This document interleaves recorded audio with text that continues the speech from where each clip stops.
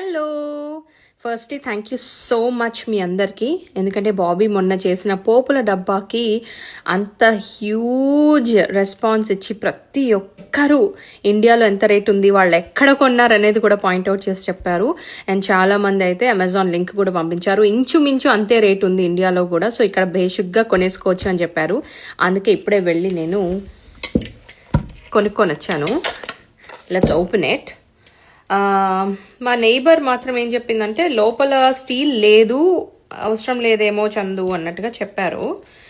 But ఇండియాలోనేమో కొంతమంది spices రావట్లేదు, మూతలు రావట్లేదు అని చెప్పారు.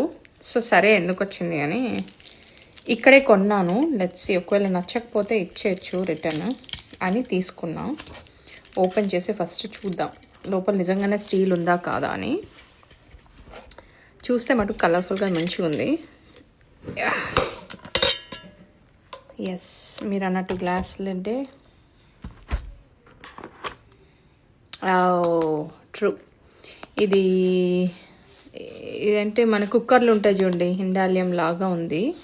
స్టీల్ కాదు ఇవన్నీ స్టీల్ కాదు. Let me open all of them. Light weight డబ్బాలు. ఇది ఇట్లాంటి వంగిపోతాయి అని అనిపిస్తుంది నాకు.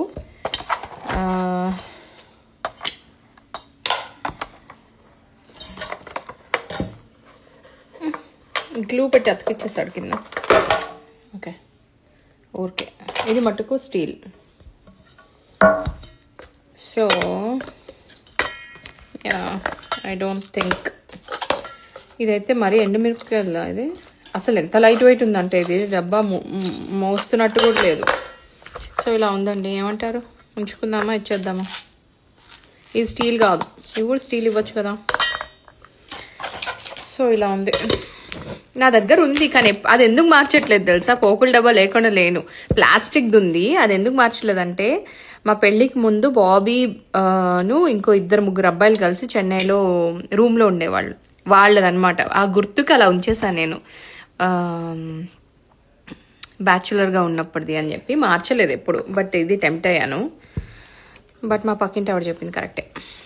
So you share your opinion. ఉంచుదామా ఇచ్చేద్దామా? ఇండియాలో ఇట్లా లోపల కూడా స్టీల్ దొరుకుతాయా చెప్పరా ఎవరైనా?